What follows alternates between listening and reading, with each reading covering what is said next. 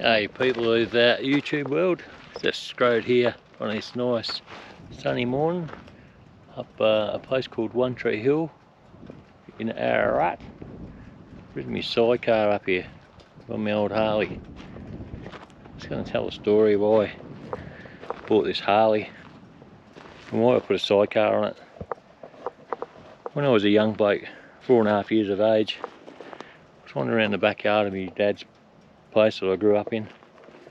I found an old motorbike. Anyway, with that motorbike I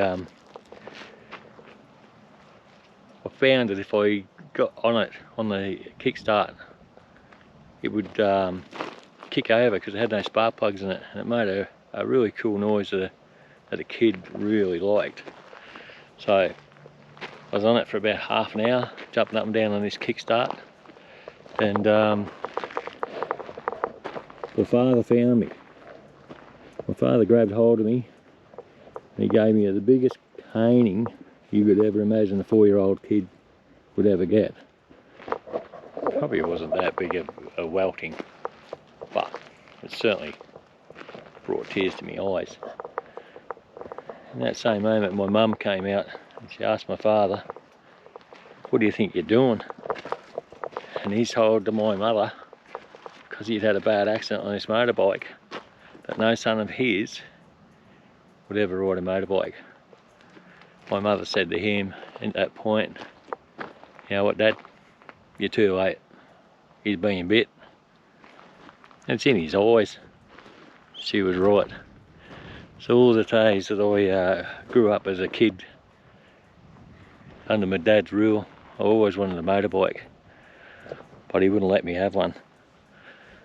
So I'd always sneak rides off mates, and they'd let me have a bit of a go, and I thought, wow mate, I'm starting to get a few of these skill sets and that. But it wasn't until I was about 18 and a half, my mate Spot decided to convince me to get into the motorbikes.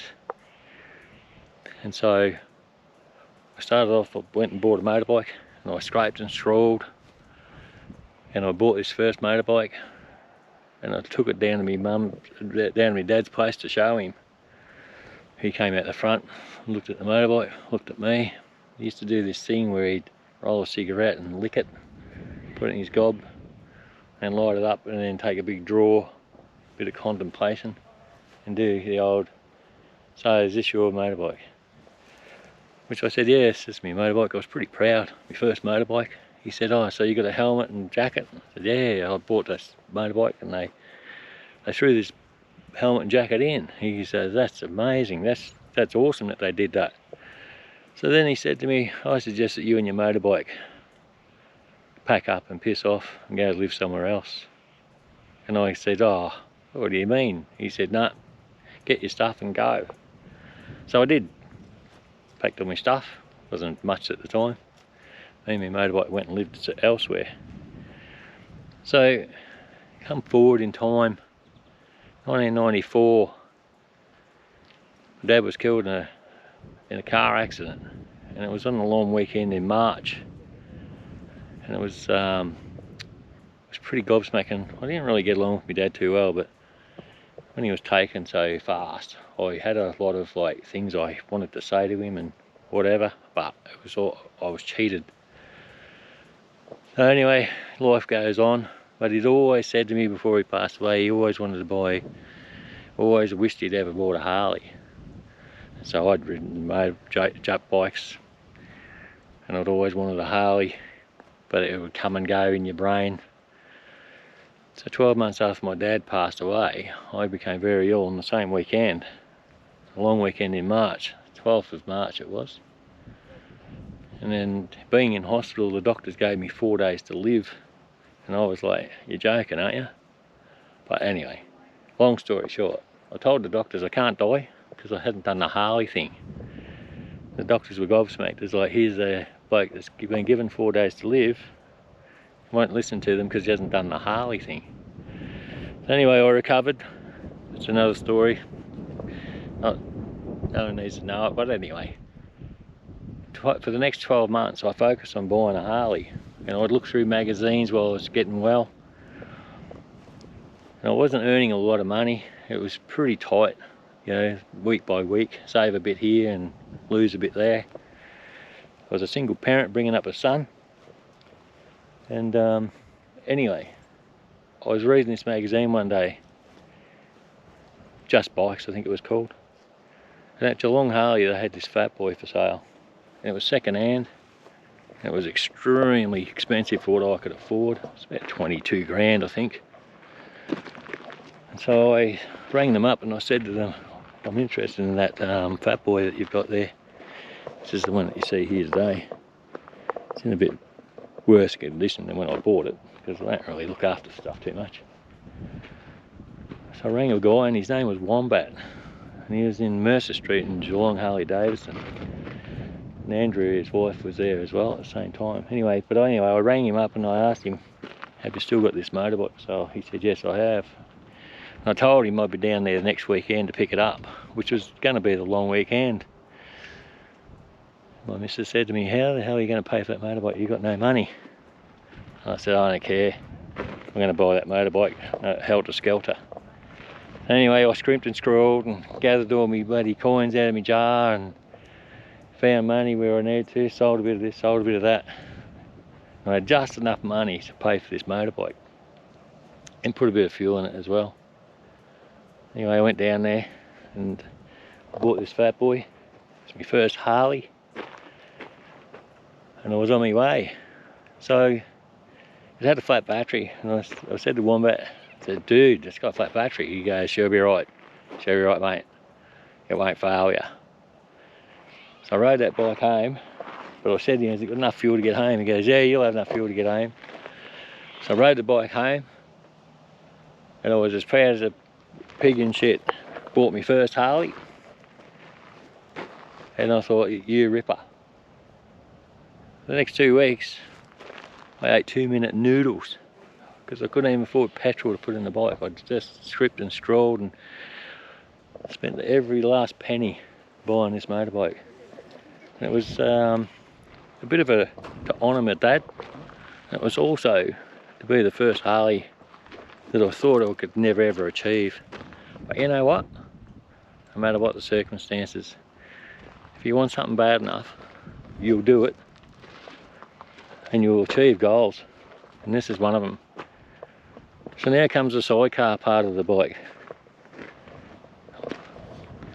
My father always said, if you're going to ride a motorbike, son, crash bars or sidecars, safe as houses. So before I bought this Harley, I had a Kawasaki, and then when my father passed away, I built a sidecar, an outfit. Had no idea how to ride one, never rid one in all my life. Because I was a bit of a maniac on Jap bikes, all my elder mates that taught me to ride gave me 3, 3 and 3. 3, 3 and 3 means 3 minutes, 3 hours, 3 days to live if you ride a sidecar. I was amazed that they would say that. And I said to them, why would you say that? And they said, you need to change your ways, scope. If you're going to ride a sidecar, you can't ride it like you ride a Jap bike. So the advice was to go out in the paddock, get on it, come off it 3 times, and then have a crack on the bitumen. And the guy that told me that was the guy that was the first one to ever take me in a sidecar, and I was smitten. I said, oh, this is just the best thing since sliced bread. Anyway, got my Kawasaki built,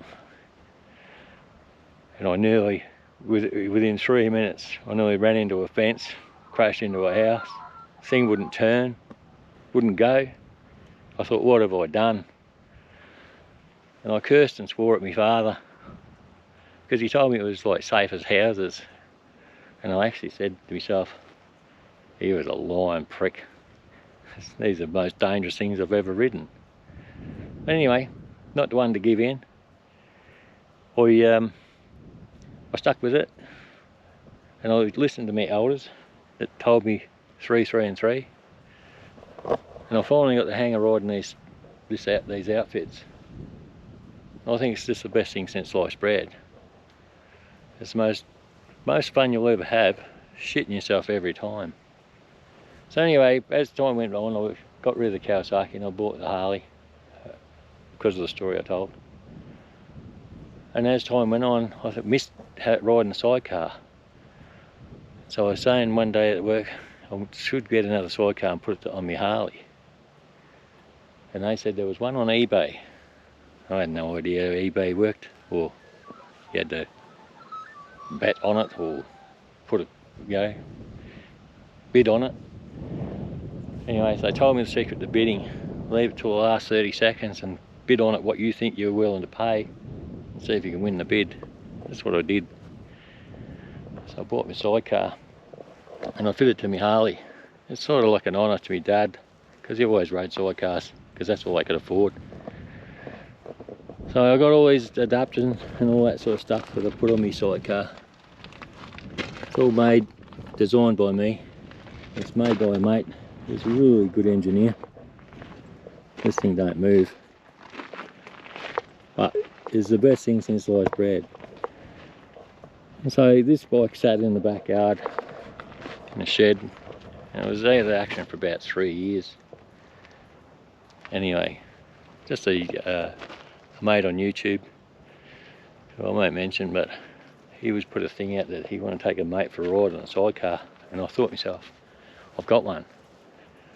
And I'd been thinking about getting back on the road for ages, but time passes you by.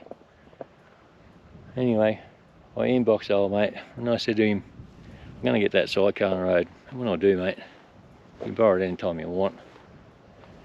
I was a bit worried that he might never have ridden a sidecar before, but anyway, that plan didn't come to a fore, but I've got the sidecar on the road, and it's for the memory of my dad, and it's for those people that want to take their mates for a last ride. It's just an honour to them, because they can't ride anymore, or they've passed on. And so that's why I bought a Harley. Dad always wanted one. Always wanted one from a kid, but I was too busy doing jet bike stuff. It's not an ego thing for me. It's just one of those achievements that you never ever thought you could ever afford to buy a Harley. I bought my first one. I've still got it. I'll never sell this bike, because the long weekend in March is when everything seemed to happen, and it was either a bad thing or it turned into a good thing after it. So this bike was bought on the 12th of March. 12th of March, I think it might have been the 11th of March, which was still the same weekend, the long weekend. And I bought it in 1996. Somewhere around that time anyway, from Geelong Harley when they were in Mercer Street. I've still got it to this day. I've got other bikes that I like to ride, but I love riding this one the most. So yeah, that's why I own a Fat Boy. That's why I'll never sell it. And that's why I put a sidecar on it. Most fun you'll ever have, shitting yourself every time. Anyway, probably a bit of a boring YouTube video, but I'm just learning. I'm getting advice from a couple of guys on YouTube, Eamon, Phoenix, Michael White, Paul Pov, and their girls. They encourage me to keep going and have a crack. I'm not real professional. I'm just learning how to edit as well. And yeah, cheers. Thanks for watching.